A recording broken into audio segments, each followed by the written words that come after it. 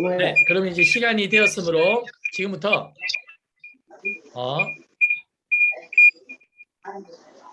잠시만요. 다른 분들은 제가 음소거를 좀 다 시키겠습니다.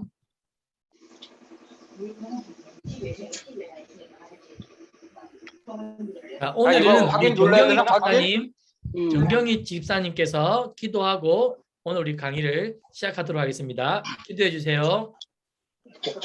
참 좋으신 하나님 아버지, 귀한 주일 은혜 가운데 예배를 마치고 이렇게 또 줌을 통해서 목사님의 귀한 말씀을 같이 나눌 수 있도록 인도하심에 진심으로 감사드립니다. 아멘. 아버지 하나님, 많은 분들이 함께 참여하여 주님의 위대하심과 저희들이 세상의 여러 가지 삶 속에서 이루어지는 일들을 다시 한번 뒤돌아볼 수 있는 귀한 은혜의 시간 되게 인도하여 주시옵소서. 예수님의 이름으로 기도드립니다. 아멘. 아멘. 제가 강의하는 동안 다른 모든 참여하시는 우리 성도님들의 마이크를 다 오프 꺼놓았습니다. 제 목소리만 잘 들리도록 설정해 놓았으니까 걱정하지 마시고요. 자, 오늘은 죽음에 이르는 7가지 죄, 분노에 대해서 함께 공부하는 시간입니다. 벌써 4번째 강의가 됩니다. 자, 오늘 분노에 대해서 배우기 전에 잠깐 지난주 복습을 한번 하고 넘어가겠습니다. 우리가 지난주에 시기에 대해서 배웠습니다. 그래서 시기는 7대죄 중에서 가장 야비하고 더럽고 잔인한 죄다라고 우리가 공부했었죠. 시기는 자기 행복을 위해 친구의 불행을 제물로 삼는 아주 잔인하고 비틀어진 그런 자기 사랑이 바로 다름 아닌 시기다라고 했습니다. 그래서 이러한 시기의 죄를 범한 자들은 눈꺼풀이 어떻게 된다고요? 굵은 철사로 칭칭 꿰매진 채 살고 있다고 단테가 그의 책에서 이야기했었다고 했죠. 다들 기억이 나시죠? 지난 한 주 동안 다른 누군가를 시기하지 않고 잘 사셨습니까? 자, 오늘은 지난주에 제가 이 그림을 안 보여준 것 같아요. 이 그림은 렘브란트의 그림인데요. 이 그림은 어떤 그림이냐면 렘브란트가 돌아온 탕자 있죠. 지금 아버지가 돌아온 탕자를 아주 사랑스럽게 끌어안고 있는 모습입니다. 그렇죠? 아버지는 이 돌아온 탕자가 돈을 흥청망청 다 낭비했지만 아버지에게 있어서 이 아들은 너무 귀중했습니다. 그래서 아버지는 아주 긍휼한 사랑의 눈으로 그 아들을 두 손으로 감싸고 있지만, 자, 오늘 제 머리 뒤쪽으로 여기 이 제 머리 위에 있는 이 사람 눈을 한번 잘 살펴보세요. 이 사람 누굴까요? 다름 아니라 탕자의 형입니다. 아버지는 아들이 돌아와서 너무나도 좋은데 지금 동생이 돌아온 게 못마땅한 사람이 있어요. 누굴까요? 바로 탕자의 형입니다. 형의 눈을 한번 유심히 보세요. 그리고 형의 손을 한번 보세요. 형의 손이 사실은 이게 정상적인 모습 뭐예요? 아버지가 이렇게 동생을 안고 있으면 형도 같이 가서 어떻게 해야 돼요? 같이 얼싸안고 같이 아버지와 함께 동생을 얼싸안고 있는 게 정상적인 그림이겠죠? 그런데 세상에 어떻게 된 겁니까? 형은 지금 이 손을 어떻게 하고 있어요? 딱 이렇게 모으고 있죠. 그리고 눈은 아주 시기의 눈, 뭔가 못마땅한 눈. 이게 바로 시기와 질투의 눈이라는 거죠. 제가 지난번에 시기는 가장 가까운 사람에게서 생긴다 그랬죠. 바로 이 렘브란트의 그림 속에 이 형의 눈빛과 형의 두 손 속에 느껴지는 것이 바로 시기다라는 거 기억하고 넘어가면 좋겠습니다. 자, 그러면 오늘부터 오늘은 분노, 우리의 일상 속에 얼마나 이 분노가 편만해 있는지, 얼마나 일상적인지 그 분노에 대해서 함께 오늘 배워보도록 하겠습니다. 자, 뉴스에서 자주 봅니다. 어떤 테러, 그리고 전쟁. 아니 21세기가 되었는데도 여전히 도시 한복판에서 테러가 발생하죠. 최근에는 어디에서 난리가 났습니까? 저기 아프간 공항에서 미군이 철수할 때 아프간 많은 주민들과 시민들이 너도 나도 할 것 없이 탈출하려고 그랬죠. 그때 아프간 그 공항 주변에 폭탄도 테러가 있었고 어린아이들이 다치고 뭐 이런 일들이 얼마 전에 있었습니다. 그리고 뭐 이런 나라와 나라 간의 전쟁, 이게 뭐 옛날 이야기가 아니라 오늘 이루어지고 있는 우리의 일상 속에 뉴스로 흔히 접할 수 있는 분노의 모습들입니다. 자, 최근에 코로나로 인해서 우리 일상 시민들 안에 주로 느끼는 감정을 한번 설문조사한 게 있어요. 코로나로 인해 불안이 제일 많이 올라오고 있습니다. 특별히 소상공인들, 작게 가게나 회사를 운영하는 사람들이 가장 지금 힘들고 버티지 못하고 있죠. 그래서 불안. 근데 두 번째 감정이 뭡니까? 분노. 코로나 때문에 사람들이 정상적인 생활을 영위하지 못하다 보니까 분노의 감정이 지금 많이들 생겨나고 있다고 합니다. 지금 분노가 지금 2위입니다. 2위. 우리 오늘 강의 들으시는 우리 최명숙 권사님부터 김영란 권사님부터 우리 전백선 집사님부터 다 최근에 내가 코로나 때 더 분노한 것 같지는 않은지 한번 돌아보면 좋겠어요. 코로나 때 분노가 두 번째로 높이 생겨난 감정이다. 설문조사에 나온 겁니다. 예전에 르완다에서 집단 학살이 있었습니다. 100일 동안 몇 명이 죽었냐면 뭐 100명이 죽은 게 아니라 117만 4천 명이 죽었습니다. 같은 르완다 안에 후투족과 그리고 투치족, 이 같은 족 나라 백성들끼리 싸웠어요. 그러면 117만 4천 명이 100일 동안 죽었다면 이게 얼마큼 큰 숫자면 하루에 1만 명이 죽은 거고 1시간에 400명이 죽었고 1분당 7명이 죽었습니다. 그러니까 후투족이 같은 르완다 안에 이 투치족을 100일 동안 100만 명을 죽이는 일이 생겼어요. 100만 명. 대단하지 않습니까? 분노가 걷잡을 수 없을 때, 이것이 극단적으로 드러날 때 이러한 집단 학살들이 우리의 세계사 역사 속에 일어났었다는 것입니다. 자, 그리고요. 잘 아시겠지만 나치 6년간 몇 명을 죽였죠? 유태인 600만 명을 죽였습니다. 사실 나치가 개인적인 이 유대인에 대한 분노 감정이 있었죠. 그러나 이 분노 감정을 개인적으로 해소하거나 풀지 못했죠. 그래서 이게 어떻게 됐다고요? 6년간 유태인 뭐 1000명도 아니고 10,000명도 아니고 600만 명을 죽이는 이러한 역사가 세계사 속에 일어났습니다. 이게 다 개인의 어떠한 분노, 민족 간의 분노, 이러한 분노가 극단적으로 표출될 때 이러한 세계사들의 역사들이 있었다는 것이죠. 뭐 외국 역사를 돌아볼 것이 아니라 우리나라 현대사만 돌아봐도 몇 년 전에 백성들이, 시민들이 다 촛불을 들고 광화문에 나왔던 적이 있습니다. 그리고 이제 또 광화문에 촛불 들고 나온 사람들은 그들 나름의 사회와 정치에 대한 분노 때문에 나왔죠. 그리고 또 이들을 분노해서, 이들의 이런 촛불 집회를 분노해서 또 태극기 부대가 분노해서 또 등장했습니다. 분노라는 것이 멀리 있는 것이 아니라 굉장히 우리 일상에 가까이 있는데 정치, 경제 모든 것과 연결해서 우리는 이렇게 분노를 표출하고 있다라는 것이죠. 정치가 좀 더 멀리 느껴진다면 우리가 가장 가깝게 느낄 수 있는 건 뭡니까? 운전하다가 누가 내 앞에 끼어든다든지 지금 빨간불에서 초록불로 바뀌었는데 출발을 안 해요. 그럼 우리는 바로 크랙션을 내고 창문을 내립니다. 저도 창문을 자, 제가 음소거 하겠습니다. 저도 성격이 예전에는 그렇게 좋지 않아 가지고 창문을 운전하면서 자주 내렸어요. 그래서 집사람이 아니 목사가 돼 가지고 왜 운전하다가 창문을 자꾸 내리냐고 하도 뭐라 해 가지고 저도 이제 운전하면서 늘 조심스럽게 운전하죠. 운전하다 보면 우리가 분노를 막 표출할 때가 있습니다. 요즘 이제 인터넷을 다들 많이 하지 않습니까? 그래서 키보드 워리어라고 하는 신조어가 생겼죠. 키보드 워리어. 뭘까요?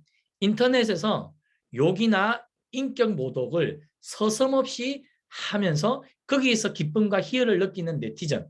그것을 바로 키보드 워리어라고 해요. 그래서 요즘 직장인들 그리고 젊은 사람들 나이 드신 분들 할 것 없이 인터넷에 막 댓글로 엄청난 욕설과 비방 글을 남깁니다. 왜요? 익명성이거든요. 자기가 누군지 드러나지 않습니다. 익명에 가려진 채 엄청난 분노를 표출합니다. 제가 한번 보여드릴까요? 요즘 이러한 댓글이 유행한다고 해요. 앞에 글자만 딱 읽어볼게요. 앞에 박스에 점나, 어이없네, 시발 이렇게 전체 문장을 보면 뭐 제가 죄송합니다, 작성하겠습니다, 사과하겠습니다 이렇게 글을 쓴 것 같지만 앞에 글자만 딱 읽어보면 뭐예요? 댓글에 욕을 달아놓은 거예요.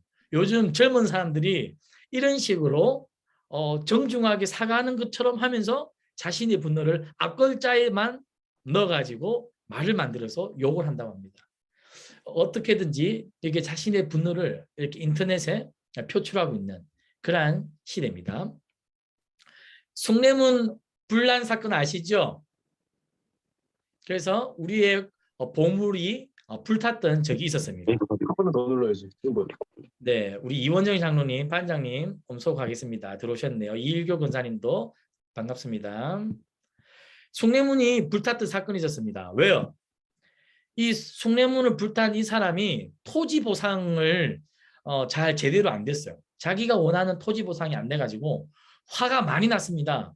그래가지고 이 분노를 어떻게 해요? 억누르지 못하고 풀지 못해가지고 그냥 숭례문에 가가지고 기름을 들이켜 부어가지고 불을 질렀죠. 그래서 우리나라에서 너무나 아까운 이 보물을, 국보를 이렇게 불태운 사건. 한 개인의 분노 때문에 그 분노를 이기지 못해서 이러한 사건이 있었습니다. 너무 안타까웠죠. 그리고 우리 뭐 이런 뉴스 자주 봅니다. 묻지마 칼부림. 네, 그냥 어떤 사람이 길거리에서 자기를 쳐다보았다고 기분 나쁘다고 칼로 찌른다든지, 그리고 자기 아이 자신한테 함부로 말했다고 칼로 찌르는 이런 일들이 뭐 다반사로 있습니다. 그리고 침 뱉는다고 누군가를 꾸짖었어요. 침 뱉지 마세요. 그리고 담배꽁초 버리지 마세요. 이 한마디 했다고 기분 나빠가지고 지하철에서 흉기 난동을 벌이는 사건들. 다 이게 뭘까요? 뭐와 관련되어 있습니까? 분노예요. 분노. 화를 참지 못하니까 흉기를 꺼내든다든지 다른 사람을 위협한다든지 폭력을 사용해서 자신의 분노를 표출해야지만 끝을 내는 그러한 유의 사람들이 지금 코로나에 더 많아졌다. 자, 잠언 12장 16절 말씀을 같이 한번 읽어보도록 하겠습니다. 시작. 미련한 자는 당장 분노를 나타내거니와 슬기로운 자는 수욕을 참느니라. 잠언에서 미련한 사람의 특징이 뭡니까? 분노가 생기면 이거를 억누르거나 절제하거나 컨트롤하는 게 아니라 당장 이 분노를 확 드러내는 겁니다. 화산이 그냥 분출하듯이 자신의 분노를 막 그냥 이렇게 표출하는 거죠. 이게 성경에서는 어리석다라고 이야기합니다. 그래서 이 그림 아시죠? 헐크죠, 헐크. 헐크는 어떻게 합니까? 분노하면, 화가 나면 옷을 찢고 몸이 변신을 합니다. 나는 항상 화가 나 있어. 자, 우리 권사님들, 집사님들 요즘 어떻습니까? 화가 나 있습니까? 화가 나 있지 않습니까? 남편한테 화가 나 있습니까? 남편한테 화가 나 있지 않습니까? 자녀들에게 지금 화가 나 있습니까? 화가 나 있지 않습니까? 저희 집사람은 가끔 저한테 화가 나 있는 것 같습니다. 제가 열심히 잘 하는데도 뭐 집에서 아이 키우고 뭐 하니까 저한테 항상 화가 좀 나 있는 것 같더라고요. 그리고 남편 그리고 자녀 문제 때문에 우리 집사님 권사님들 늘 화가 나 있죠. 화병이라는 거 아시죠? 이 화병, 화, 분노, 억울감 등의 대표적인 감정 증상과 함께 스트레스성으로 발생하는 여러 가지 신체적 증상, 이 동시에 나타나는 질환인데 재미난 것은 뭔지 아세요? 이 화병이 이게 한국 사람들만 생기는 병이랍니다. 그래서 전 세계 의학 저널에 이 화병은 코리안 사람들에게만 생기는 병이래요. 다른 나라 사람들에게는 이 화병이 없는데 유독 한국 사람들에게만 화병이 많이 나타난다고 합니다. 그래서 환자 90% 이상이 40대, 50대 남자와 여성이라고 합니다. 그래서 1995년도에 미국 정신의학회에 화병이라는 이 병이 정식 기재되었어요. 한국인만의 병, 화병. 내가 왜 우리 한국 사람들만 이런 화병이 걸리는가? 성격이 급하고 한마디로 성격이 지랄 맞다고 할 수 있겠죠. 빨리빨리 해야 되고 자기가 제일 최고고 하여튼 한국 사람들만 걸리는 병이 화병이라고 합니다. 혹시 내가 지금 화병에 걸려 있지는 않습니까? 화병에 걸린 사람들은 뭐 얼굴도 손도 뜨끈뜨끈하고 그죠? 예, 얼굴이 벌겋게 달아올라 있는지도 모르겠어요. 화병. 한국 사람들만 걸리는 병이랍니다. 자, 그래서 이 화병이 있는 우리 한국 사람들. 자, 그것을 다르게 말하자면 따라해 보세요. 분노 사회. 예, 어느 순간 대한민국이 분노 사회가 되었어요. 예전에는 잘 못 먹고 뭐 전기가 안 들어와도 그래도 아주 태평스럽게 닐일이야 닐일이 닐일이 이렇게 부르면서 아리랑 부르면서 여유가 있었던 대한민국 사람들이 어느 순간 근대사를 지나면서 잘 먹고 잘 살자 그리고 새마을 운동을 하면서부터 부지런해지면서부터 이게 어떤 순간부터 우리나라 사회가 분노 사회가 되었어요. 분노 사회. 누군가를 잘못 건드리면 금방 욕하고 난동을 부리고 목소리를 높이고 그죠? 아 진짜 저기 외국 사람들이 한국 사람들 운전하는 거 너무 무서워서 한국 사람들 운전하는 거 무서워요. 서울에서 운전하는 거 무서워요. 그렇다고 합니다. 외국 사람들이 한국 사장님들 무서워요. 그렇대요. 우리나라 사람들은 느긋느긋한 게 없죠. 하여튼 지금 대한민국은 분노 사회다. 분노 사회. 모두가 이렇게 분노하고 있어요. 그런데 이 분노 사회의 문제점이 뭐냐?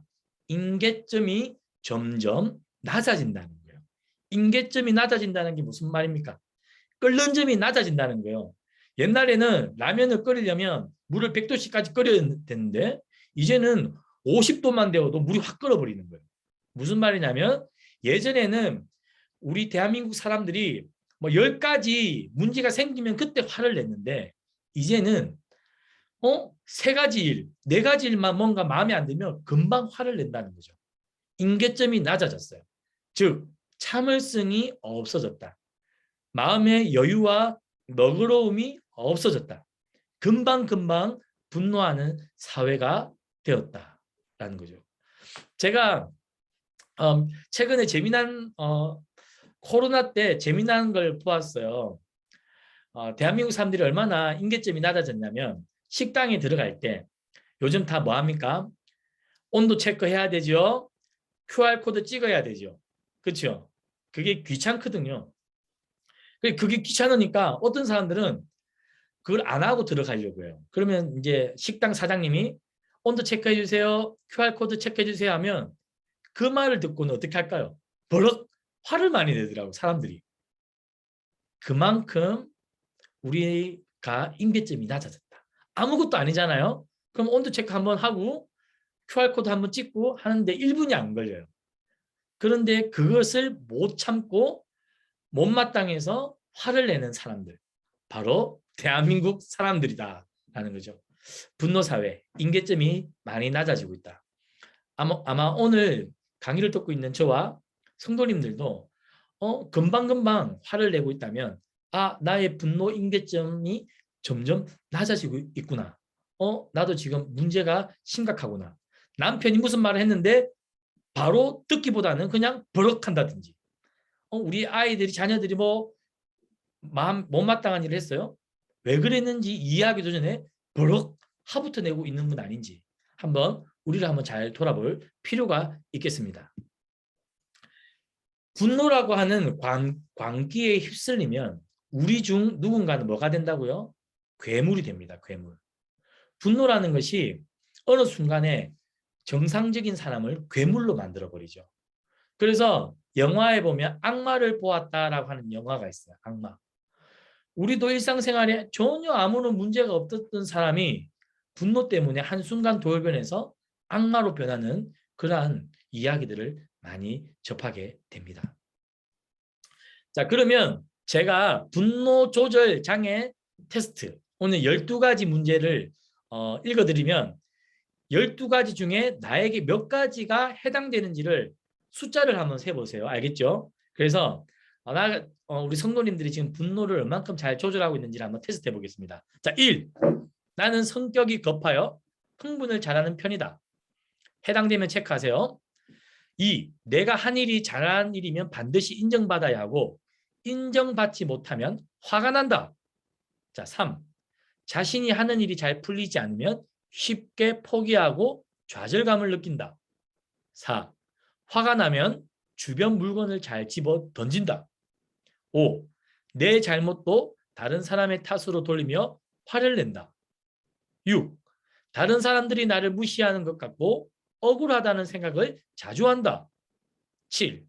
게임을 할 때 본인의 의도대로 되지 않으면 쉽게 화가 난다. 8. 분이 쉽게 풀리지 않아 우는 경우도 종종 있다. 9. 중요한 일을 앞두고 화가 나 그 일을 망친 적이 있다. 10. 분노의 감정을 어떻게 해야 할지 몰라서 쩔쩔맨다. 11. 타인의 잘못을 그냥 넘어가지 못하고 꼭 한마디 하거나 마찰을 일으킨다. 12. 마지막입니다. 화가 나면 상대방에게 거친 말과 함께 폭력을 행사하기도 한다. 제가 12가지를 말씀을 드렸죠. 자, 몇 가지가 해당되는지 체크해 보셨습니까? 자, 한번 볼게요. 12개 중에 하나부터 3개까지 해당되는 분은 느긋한 당신은 분노 감정 조절 능력이 뛰어납니다. 뭐 3개 이하면 괜찮다는 거예요. 아시겠죠? 자, 그런데 4개부터 8개에 해당되는 성도님은 아직 분노 감정 조절 능력이 조금 미흡하다. 네, 미흡하다. 9개 이상 해당되는 분들은 분노 감정 조절이 안 되는 당신은 반드시 상담을 받아보시기 바랍니다. 네, 9개 이상은 상담이 필요하답니다. 자, 지금 한번 손을 한번 들어볼까요? 자, 나는 하나부터 3개까지 해당된다. 손 한번 들어보세요. 하나, 1부터 3. 예, 이일교 권사님 하나, 우리 길말순 집사님도 해당. 자, 하나부터 셋. 자, 그러면 4개부터 8개에 나는 해당되는 것 같다. 자, 카메라 켜시고 한번 손 들어보세요. 나는 4개부터 8개 정도 해당되는 것 같아요. 좀 심각하다. 분노 조절이 잘 조절이 안 된다. 그쪽에 상대방이 보거든. 자, 9개 이상 해당되시는 분 한번 손 들어보세요. 9개 이상. 9개 이상 해당되는 분들은 상담이 우리 김윤종 집사님 9개 해당되세요? 저거 이거 그러면 우리 김윤종 집사님 저기 상담을 저랑 먼저 하시고 전문 상담가를 찾아가시든지 해야겠습니다. 자, 근데 재미난 것은 분노라고 하는 것이 꼭 나쁜 것만은 아니라는 거예요. 분노. 우리가 살면서 화가 날 때가 있죠. 그런데 자연스러운 감정 및 의로운 분노가 있다는 거예요. 토마스 아퀴나스가 이런 이야기를 했습니다.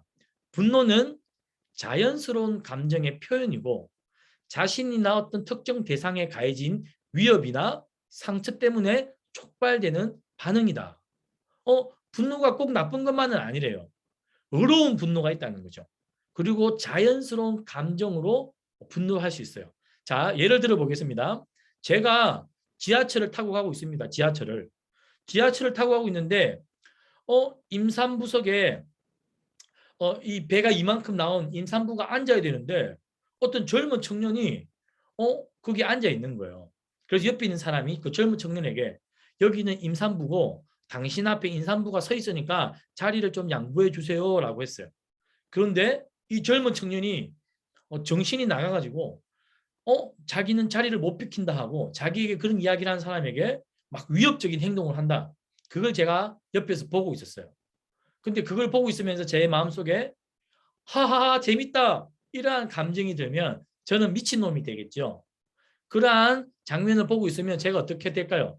제 마음속에 분노가 끓어오르겠죠. 아니 저 젊은이가 정상적이지 않은 행동과 말을 하니까 그걸 보고 있는 저도 분노가 생기는 거예요. 아시겠죠? 자연스러운 감정으로서 분노가 생길 수가 있어요. 자, 아들이 어떻게 해요? 엄마가 아들아, 숙제를 좀 해. 숙제해야 된다. 자기 전에 숙제를 해. 근데 아들이 하루 종일 휴대폰만 보고 있습니다. 그런 아들에게 엄마가 어떻게 해야 될까요? 하하하, 우리 아들 예쁘고 참 착하다. 기뻐해야 될까요? 그때 엄마에게 생기는 감정은 분노입니다. 분노. 그죠? 이렇게 분노라는 것은 아주 자연스럽기도 하고 때에 따라서는 의로운 분노가 있다는 거죠. 자, 아리스토텔레스는 이런 이야기를 했습니다. 분노 자체는 악이 아니다. 그것이 지나치거나 모자라지만 않는다면 미덕이 될 수 있다. 와, 이 되게 멋진 말을 했습니다. 분노가 그 자체로는 악이 아니래요. 그래서 지나치거나 모자라지 않으면 미덕, 즉 분노도 좋은 덕이 될 수 있다는 거죠. 미덕. 와, 왜 그런지 한번 살펴봅시다. 플라톤이 이런 말을 했어요. 용기 있는 자만이 분노할 수 있다. 분노는 현자가 마땅히 지녀야 할 덕목이다. 예를 들어 봅시다. 담임 목사님이 설교를 하고 있어요. 설교를. 그런데 한 성도가 교회에 나와가지고 예배당에서 비나이다, 비나이다, 부처님께 비나이다, 뭐 이렇게 하고 있다 칩시다. 예. 담임 목사님이 분노해야겠죠. 분노. 그리고 요즘 뭐 우리 학생들 사이에서 그런 거 많죠. 왕따. 힘이 약한 사람들 집단적으로 괴롭히는 거예요. 그러면 그런 걸 목격한 누군가는 어떻게 해야 돼요?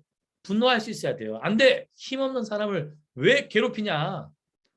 분노할 수 있어야 되죠. 그래서 용기 있는 자만이 분노할 수 있다. 분노는 현자가 마땅히 지녀야 할 덕목이다. 그래서 플라톤은 분노가 꼭 나쁜 것만은 아니다라고 이야기합니다. 그래서 분노는 선과 정의를 구현하는 방편이 될 수 있다. 그래서 성경에 보면 분노하는 사람들이 종종 등장합니다. 지금 보는 사진의 인물은 누굴까요? 모세죠. 모세가 언제 분노했을까요? 모세가 시내산에 올라가서 하나님의 언약을 십계명을 받으면서 약 오랜 시간 시내산에 혼자 올라갑니다. 하나님과 독대하는 모세를 기다리다가 지친 백성들이 어떻게 하죠? 아론을 유혹해서 금송아지를 만들고 잔치를 열고 밑에서 엄란한 우상 숭배의 파티를 열죠. 그래서 이제 모세가 시간이 되어서 이제 내려오는데 이스라엘 백성들이 흥청망청 있는 모습에 모세가 어떻게 하죠? 분노하죠. 그래서 하나님께로 받은 이 십계명 돌판 2개를 집어 던져버립니다. 그렇죠? 분노했어요. 왜요? 이스라엘 백성의 악 때문에. 그죠? 분노합니다. 그리고 이 그림은 어떤 장면일까요? 다윗이 골리앗과 싸우는 장면이에요. 다윗이 분노했습니다. 왜 분노했을까요? 골리앗이 만군의 여호와의 이름을 모욕했어요. 그리고 많은 이스라엘 백성들에게 굉장히 하나님 욕을 할 뿐만 아니라 굉장히 비방과 저주 퍼부었죠. 그러나 이스라엘 백성들이 이 골리앗이 무서워가지고 꼼짝을 못했어요. 하나님을 그렇게 욕해도 누구 하나 나서는 사람이 없었죠. 그때 누가 분노했습니까? 다윗이 분노했어요.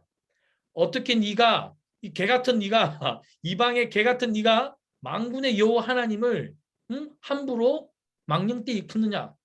다윗이 분노했습니다. 아리스토텔레스 말이 맞죠. 용기 있는 자가 분노할 수 있는 거예요. 정말 다윗은 하나님을 대신하여 분노해서 이 싸움에서 이겼죠. 자, 이 장면은 어떤 장면일까요? 느헤미야가 바벨론의 술 맡은 관원이었던 느헤미야가 본국에 성문이 회파되었다는 소식 때문에 본국으로 돌아오죠. 본국에 돌아와서 재건을 합니다. 이스라엘 재건. 그런데 느헤미야가 본국에 돌아오니까 나쁜 놈들이 있어요. 어떤 나쁜 놈들이 있을까요? 동족을 대상으로 고리를 굉장히 높이 쳐가지고 고리대금하는 등쳐먹는 관리와 귀족들이 있었던 거예요. 안 그래도 지금 이스라엘을 재건하기 바쁜데 동족들을 등쳐먹는 이 귀족과 관리들 때문에 느헤미야가 화가 엄청났습니다. 그래서 그때 분노했던 장면이 있어요. 그리고 이 장면은 누가 분노했을까요? 예수님께서 성전에 올라갔더니 성전에 누가 잡상인들이 성전문에서 뭐하고 있었죠? 비둘기 팔고 환을 이제 예루살렘 백성 남자들은 성전에 갈 때 꼭 성전세를 로마 동전에서 유대 동전으로 바꿔야 됐어요. 두렙돈으로. 그러면 동전을 바꿀 때 그 돈을 바꾸어 주는 사람들이 환치기를 했거든요. 돈을 많이 받아 먹었어요.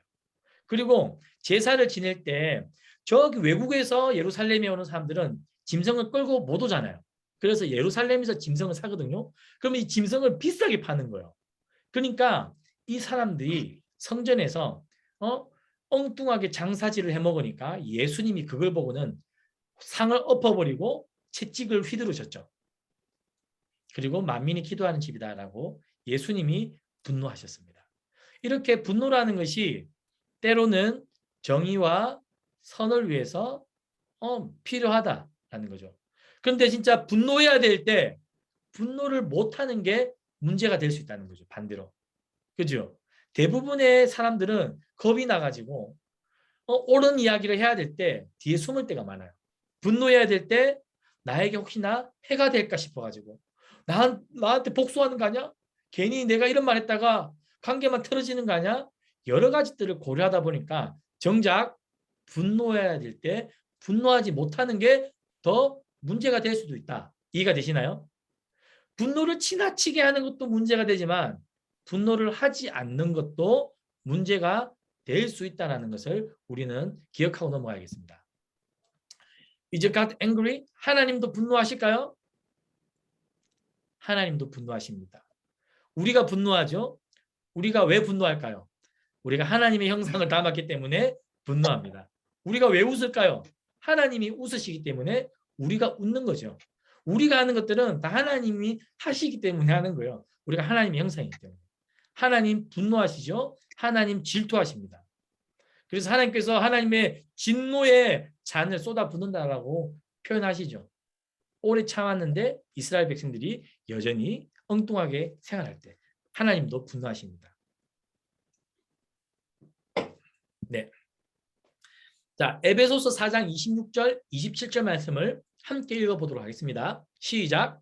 화를 내더라도 죄를 짓는 데까지 이르지 않도록 하십시오. 해가 지도록 고요함을 품고 있지 마십시오. 악마에게 틈을 주지 마십시오. 바울이 에베소에 편지를 썼어요. 그런데 바울이 성도님들 화는 처음부터 내면 안 됩니다. 화를 아예 내지 마세요. 화는 내는 게 아닙니다. 라고 말하지 않았어요. 화를 어떻게요? 화를 내더라도 바울도 화를 내더라도 전제하고 있어요. 화를 내도 괜찮다는 거죠. 하지만 죄를 짓는 데까지 이르지 않도록 화를 절제하지 못하면 안 됩니다. 대신에 해가 질 때는 그 화를 노여움을 푸십시오. 그러니까 이 화와 노여움이 우리를 하루 종일 지배하지 못하도록 벗어 던져버리고 해가 지면 그 화를 던져버리십시오. 왜요?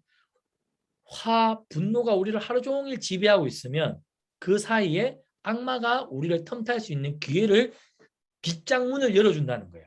그래서 바울은 이렇게 이야기했습니다. 자, 분노는 감정인가 죄인가 할 때 자연스러운 감정 중 하나, 하지만 통제해야 할 악 중에 하나다라고 한번 정리하고 다음 꼭지로 넘어가도록 하겠습니다. 자, 1분간 좀 쉬도록 하겠습니다. 1분간 물도 마시면서 자, 자, 한번 질문해 보겠습니다. 우리 이일교 권사님 마이크 켜시고. 마이크 켜셨나요, 이일교 권사님? 네. 솔직하게 말해가지고 이번 주에 나는 화를 낸 적이 있다 없다? 별로 안 낸 것 같아서 기억이 잘 안 나는데. 아, 별로 별로 안 낸것 같아요. 냈다. 네, 예. 안 냈어요. 아, 괜찮아요. 네, 안 낸 것 아, 같아요. 낸 것 같아요? 누구에게 네. 냈어요? 안 냈어요. 안 냈어요? 네. 와, 대단하시네요. 내가요 혼자서 사람을 잘 안 만나기 때문에 낼 기회가 별로 없는 것 같아요. 아, 사람을 안 만나가지고. 자녀도 안 키우고 뭐. 아, 그러시구나. 네. 자, 그러면 이원영 우리 반장님 등장해 보세요. 이원영 장로님. 자, 이원영 장로님 이번 주에 화를 나는 냈다 안 냈다? 이원영 장로님 안 들리시나요? 자, 우리 전백선 집사님, 나는 이번 네, 주에 화를 낸 적이 있다 없다? 있습니다. 누구한테 어떻게 냈습니까? 자녀에게 냈습니다. 자녀에게 냈습니까? 네. 자, 그러면 혹시 나는 이번 주에 좀 그래도 어려운 분노를 낸 적이 있다. 어렵다. 내가 봐도 내가 낸 화는 정당하고 누가 봐도 어려운 화를 낸 적이 있다. 그러신 성도님 있으신가요? 우리 정경희 집사님은 이번 주 어땠습니까? 이번 주 아주 화내지 않고 아주 은혜가 충만했습니다. 어유 좋습니다. 네, 우리 정복희 목사님 설교 너무 좋아요. 귀에 쏙쏙 들어옵니다. 아유, 고맙습니다. 네, 네. 네. 자, 그럼 한 분만 더 물어보겠습니다. 우리 김윤종 집사님, 아까 상담을 받아야 될 정도가 되었는데 우리 김윤종 집사님 마이크 부시고 이번 네. 주에 화를 내셨습니까? 네, 화를 안 낸 것 같은데 하나님이 보실 때 어들 하나님은 세밀하신 분이니까 혹시 모르죠. 저는 안 낸 것 같은데 네. 안 낸 것 같은데 잘 모르겠다. 네. 네. 자, 그러면 또 다음으로 넘어가 보도록 하겠습니다.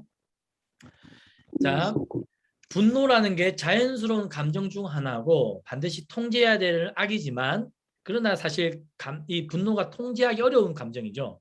그래서 수도사 에바그리오스가 이런 말을 했습니다. 분노는 영혼의 눈을 어둡게 하고 기도하는 상태를 망가뜨린다. 네, 그렇죠. 누군가에게 화를 잔뜩 내고 교회에 와서 찬양을 한다든지 기도를 하면 사실 집중이 잘 안 되죠. 우리 양심이 그렇게 반응을 안 해줍니다. 분노하게 되면 에바그리오스는 우리의 영혼을 어둡게 한다. 기도하는 상태를 망가뜨린다. 이게 분노에 있어서 참 큰 문제죠. 그래서 아마 성도님들 이런 이야기를 한 번씩 다 들어보셨죠? 담임 목사님이 한 번씩 설교하기 전에 부부싸움 해가지고 참 그날따라 설교하기가 참 민망했다. 뭐 이런 이야기 한 번씩은 다 들어보셨을 것입니다. 그레고리우스가 이런 이야기를 했습니다. 분노하면 성령이 떠나가고 의가 사라진다. 분노하게 될 때 우리 마음속에 존재하시는 성령 하나님이 사라진다. 우리의 의가 사라진다. 그래서 예전에 누굽니까? 모세가 결국에 가나안 땅에 못 들어갔던 이유 중 하나가 그거였죠. 하나님이 반석을 치라고 했는데 모세가 화가 나가지고 반석을 뭐 여러 번 때려쳤지 않습니까? 하나님의 의를 이루지 못했죠.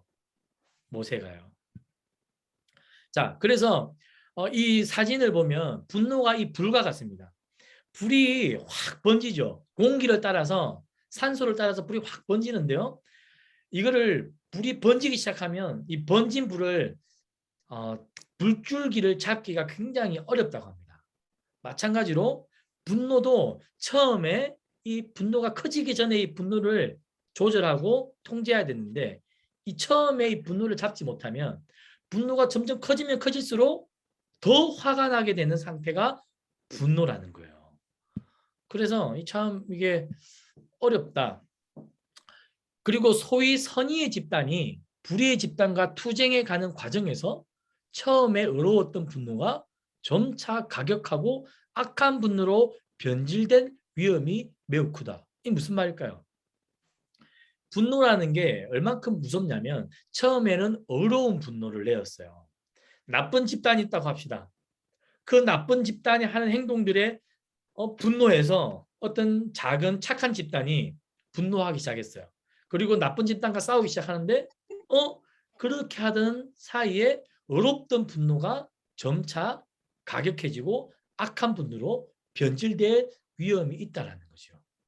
그래서 처음에 민주화 운동을 예전에 뭐 비유를 들자면 이 민주화 운동을 하던 사람들이 점차적으로 폭력적으로 과격해지는 그러한 상황으로 바뀌게 된 이유가 뭡니까?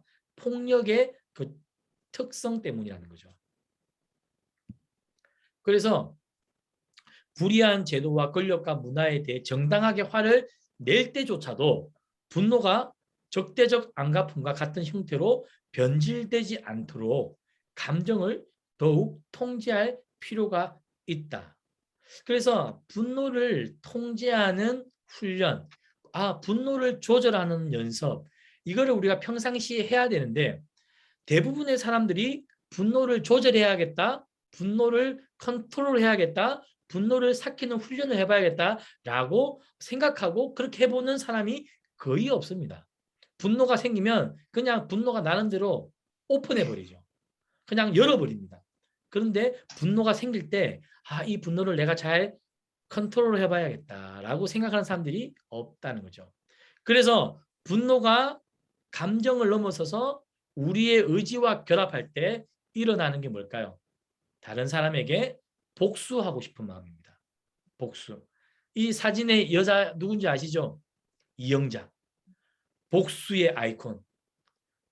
내가 복수해야 될 사람들을 죽일 때까지 복수할 거야.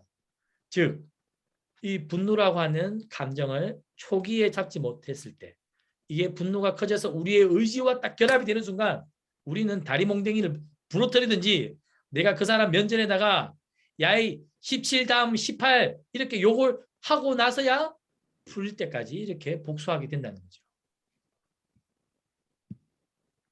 그래서 가슴에 품은 분노는 어떻게 된다? 언젠가는 보복의 형태로 나타난다라는 겁니다. 그런데 살다 보면 우리 가슴 속에 누군가에 대한 미움, 한, 원망, 보복하고 싶은 분노가 잘 안 지워질 때가 있죠. 그렇죠?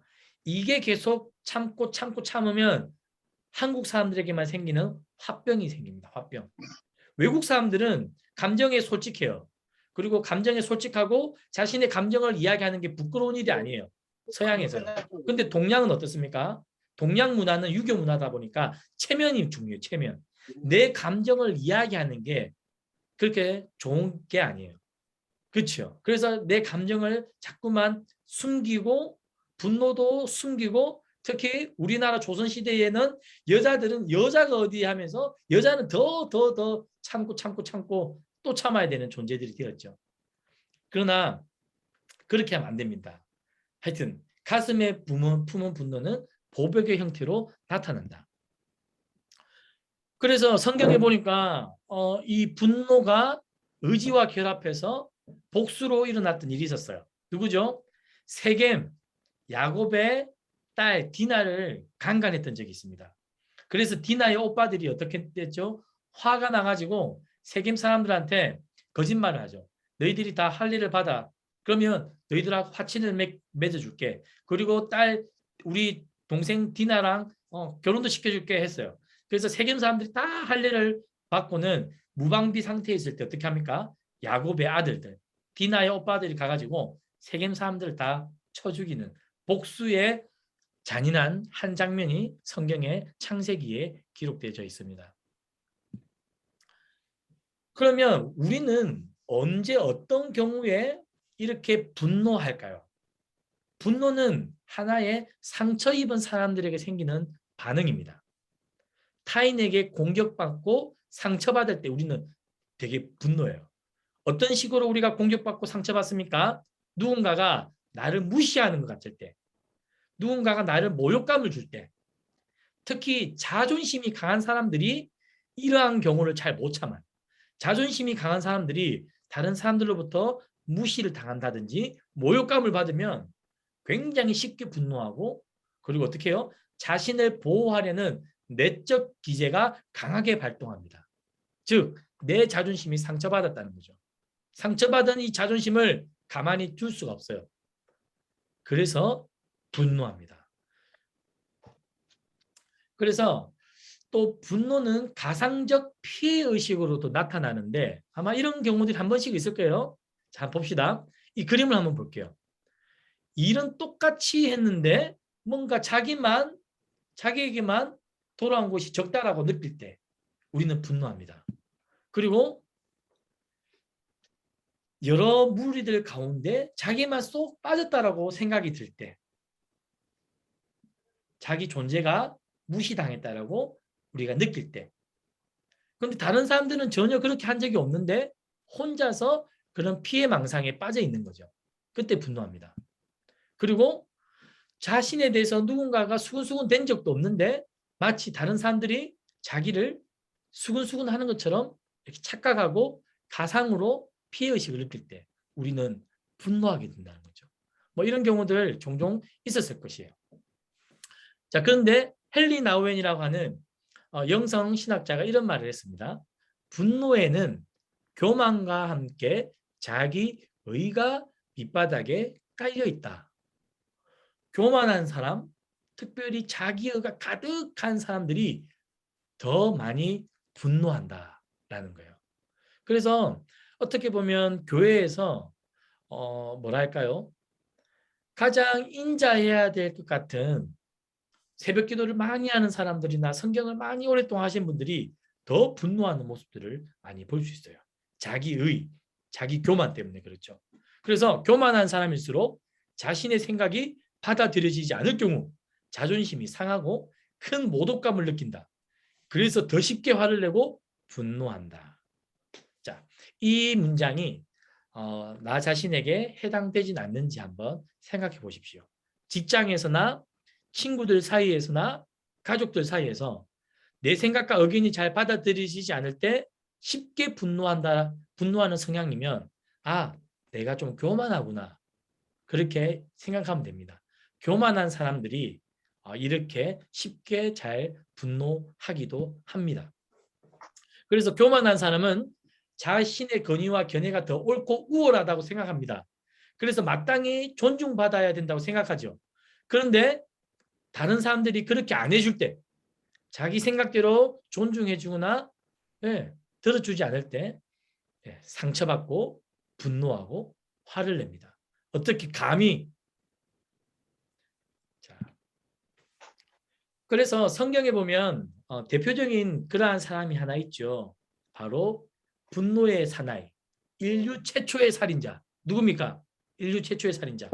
바로 가인이 되겠습니다. 하나님께서 아벨과 그의 제물은 반기셨죠.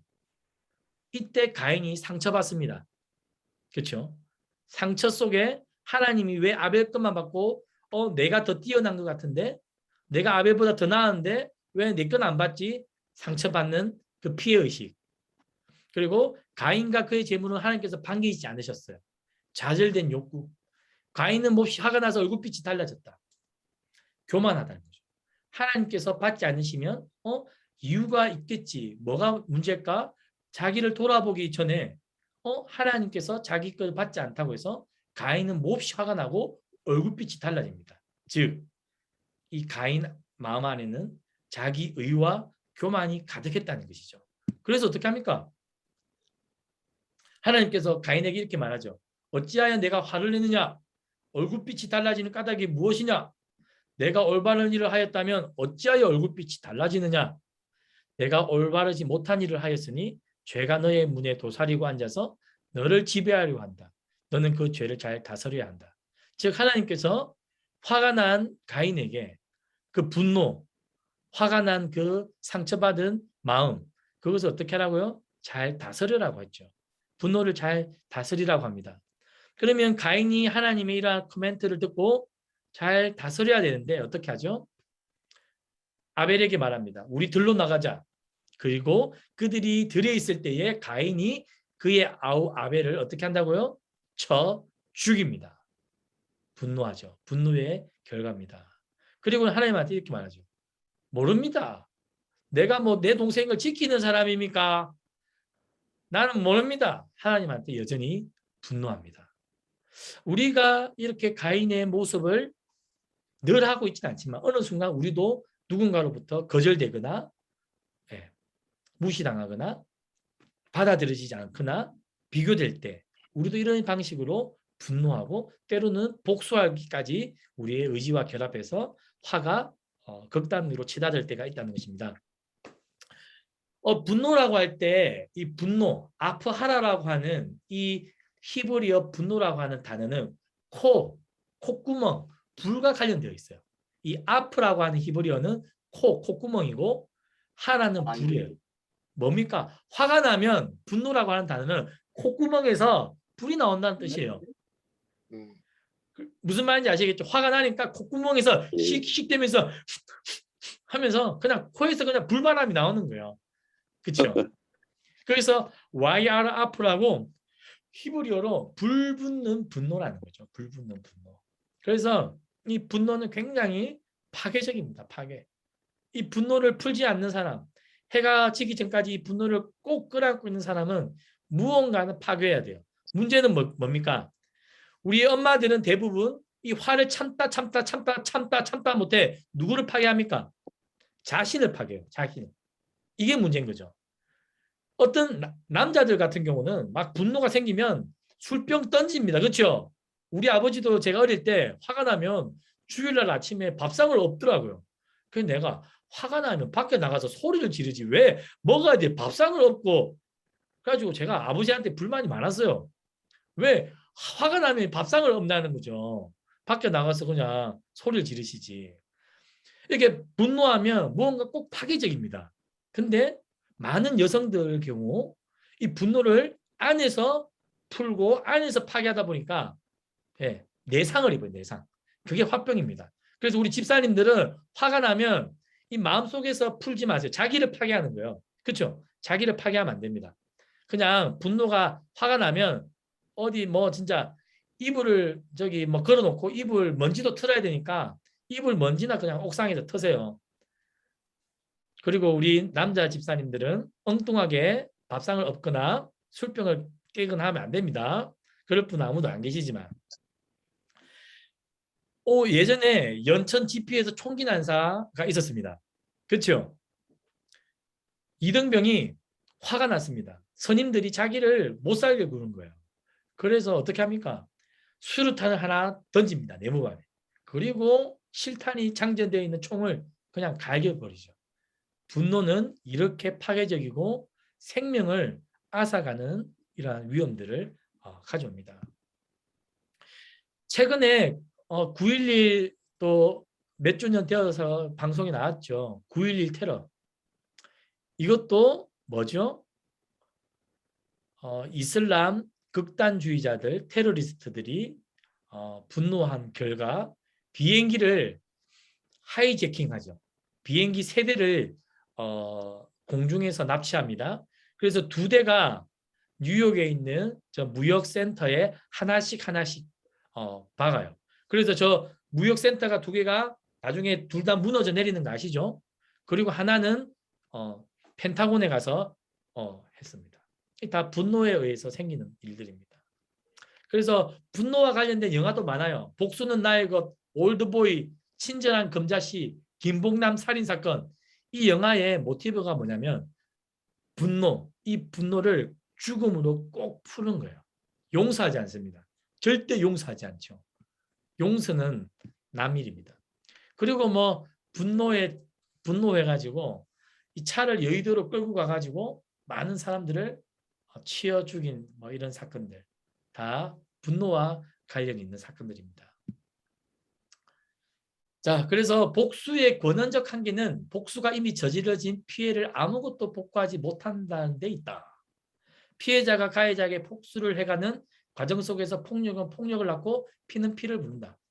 분노한다고 해서 이 분노를 의지와 결합되어서 이게 복수할 때 해결이 되냐? 해결이 되지 않죠. 그래서 이 주제를 다루는 나라가 어디죠? 중국 영화. 중국 영화에 보면 복수는 복수를 낳고 복수는 복수를 낳고 네가 우리 사범님을 죽였지. 복수하고 끝없는 복수. 이 마치 이 실타래가 엉켜 있는데 전혀 풀리지 않는 그런 겁니다. 그래서 야고보서 1장 20절에 하나님의 의를 이루지 못한다. 분노 앞에서 하나님의 의는 결코 들어설 자리가 없다라고 합니다. 그래서 하나님이 우리에게 어떻게 조언하셨죠? 우리가 누군가와 다퉜어요. 누군가와 안 좋은 일이 있습니다. 그러면 하나님 앞에 예배 드리기 전에 어떻게 하라고요? 그 사람에게 먼저 찾아가서 그 사람과 화해를 하고 하나님께 예배하러 오라고 합니다. 분노가 있고 화가 있고 복수하고 싶은 마음이 가득한 상태로 우리가 예배한다는 것은 불가능하다라고 하나님 우리에게 말씀하셨죠. 그리고 마태복음 5장 22절에 이런 말이 있습니다. 그러나 나는 이렇게 말한다. 자기 형제에게 성을 내는 사람은 누구나 재판을 받아야 하며 자기 형제를 가리켜 바보라고 욕하는 사람은 중앙법정에 넘겨질 것이다. 또 자기 형제들어 미친놈이라고 하는 사람은 불붙는 지옥에 던져질 것이다. 이게 쉬운 성경으로 바꾸어서 읽은 건데요. 자기 형제에게 성을 내는 사람, 바보라고 욕하는 사람, 미친놈이라고 분노하는 사람들은 이러한 벌이 있을 것이다라고 예수님이 경고하셨습니다. 자, 그런데 분노라는 게 항상 코에 막 불이 뿜어져 나오는 그러한 방식으로 분노하는 게 아니라 오늘 이 사람처럼 아주 차갑게 분노하는 사람들이 있어요. 이게 뭐죠? 냉소라고 하죠. 냉소. 많은 사람들이 아주 소심하게 분노하는 방법입니다. 냉소를 하는 거죠. 아예 그 사람과 말을 안 해요. 말은 안 하고 저 사람의 표정처럼 썩소라고 하죠. 썩소. 저 사람의 표정, 이 썩소를 날립니다. 이게 또 문제가 됩니다. 아시겠죠? 내가 드러내놓고 화를 내는 분노가 있는 반면에 오늘 숨겨진 분노가 있다는 거죠. 이 냉소. 저 사람과 말도 안 할 거야. 나는 너를 아예 이제 모른 척 할 거야. 눈도 안 마주쳐. 나는 너를 아주 그냥 내 밑으로 그냥 볼 거야. 이런 식으로 의외로 차가운 분노를 많이 하는 사람들도 많다. 숨겨진 분노. 이것도 문제 있습니다. 이렇게 냉담한 표정을 짓는 거. 자, 카시아누스가 이런 말을 했어요. 악의에 찬 침묵은 가혹한 언어 학대보다 더 심각하다. 또한 그로 인해 상대가 입은 상처는 우롱하는 사람의 교활한 찬사보다 더 견디기 힘들다. 그냥 드러내놓고 화를 내면 미안하다. 그래, 내가 잘못했어. 이렇게 될 수 있지만 어떻게 해요? 악의에 찬 침묵, 냉소. 그래, 한번 두고 보자. 이런 식으로 가혹한 이렇게 분노는 더 많은 상처를 주기도 한다라고 이야기합니다. 이렇게 해보신 적 있죠? 유치하게. 그렇죠? 이원현 장로님 이렇게 해본 적 있어요? 없습니다. 예. 이제 얼마 안 남았습니다. 오늘 강의 조금 길어졌는데 이제 곧 마칩니다. 그래서 하나님은 우리에게 분노에서 화해로 화해자로 살아라고 말합니다. 원수 갚음은 우리에게 속한 것이 아니다라고 말하죠. 그래서 로마서 12장 19절 친히 원수를 갚지 말고 하나님의 진노하심에 맡겨라라고 합니다. 왜요? 시편 7장 11절에 보니까 하나님은 의로우신 재판장이시며 매일마다 분노하시는 하나님입니다. 하나님이 매일매일 분노하신대요. 재판장으로서. 누구한테요? 악한 사람들, 나쁜 사람들, 의롭지 않은 사람들에게 하나님이 매일매일 우리 대신해서 분노하시는 재판장이니까 우리가 직접 분노하지 말고 그 분노를 하나님께 내어 맡기라고 합니다. 아시겠죠? 남편이 마음에 안 듭니다. 분노하고 싶어요. 그러나 하나님께 맡깁시다. 하나님, 우리 남편을 혼내주세요. 저는 시편에서는 하나님이 매일 분노하신다고 합니다. 여호와는 보복의 하나님이시니 반드시 보응하시리로다. 하나님께서 반드시 우리의 분노를 보복해 주신답니다. 그래서 요 문장 중요합니다. 우리가 악을 대면하지 말고 우리는 하나님을 대면하면 됩니다. 아시겠죠? 우리가 분노를 대면하지 말고 우리는 하나님을 대면하면 분노하시는 하나님이 그 악한 사람에게 분노하실 겁니다. 그 원리를 우리가 잘 기억하고 어쨌든 우리가 살아가면 좋겠고요. 아멘. 그 에베소서 4장 33절 31절부터 32절을 보면 모든 악독과 노함과 분냄과 떠드는 것과 비방하는 것을 모든 악의와 함께 버리라라고 합니다. 그리고 서로 용서하라라고 하는데요. 이때 용서라고 하는 단어의 뜻이 뭐냐면 용서를 아페시스라고 할 때 이 아페시스의 뜻은 체포된 상태에서 풀어주는 겁니다. 그러니까 내 마음속에 누군가를 향한 분노하는 마음, 복수하고 싶은 마음이 엉어리 져져 있죠. 실타리처럼 막 얽혀 있습니다. 용서라는 것은 그 얽혀져 있는 우리의 감정 덩어리들을 풀어주는 거예요. 아시겠죠? 그게 바로 용서입니다. 그래서 우리 마음 안에 자꾸만 이 분노의 이 실타리를 막 얽히지 마시고 더 복잡해지기 전에 빨리 풀어주는 게 좋다. 분노라는 감정이 빨리 직면해서 빨리 풀어주는 게 좋다라는 겁니다. 그래서 이 사람 아시죠? 남아공의 아주 존경받는 성공의 주교 데스몬드 투투입니다. 이분이 이런 책을 썼죠. 용서 없이 미래 없다. 용서 없이는 남아공의 미래도 없다. 그래서 1990년에 아파르트헤이트, 이 흑인과 백인과의 어떤 이 차별과 이 갈등의 문제들을 철폐합니다. 그래서 남아공이 굉장히 화해의 시절이 있었죠. 이렇게 서로 용서할 때 이런 것들이 가능합니다. 성경에서 뭐라고 합니까? 70번씩 7번이라도 용서하라. 네. 이게 뭐 쉬운 일은 아니지요. 쉬운 일이 아니니까 우리에게 필요한 것은 훈련, 반복, 연습입니다. 스데반, 사람들이 자신을 돌로 쳐 죽이려고 할 때 하나님께 저 사람들이 무슨 죄를 짓는지 모르니까 하나님 용서해 주세요. 기도했던 사람입니다.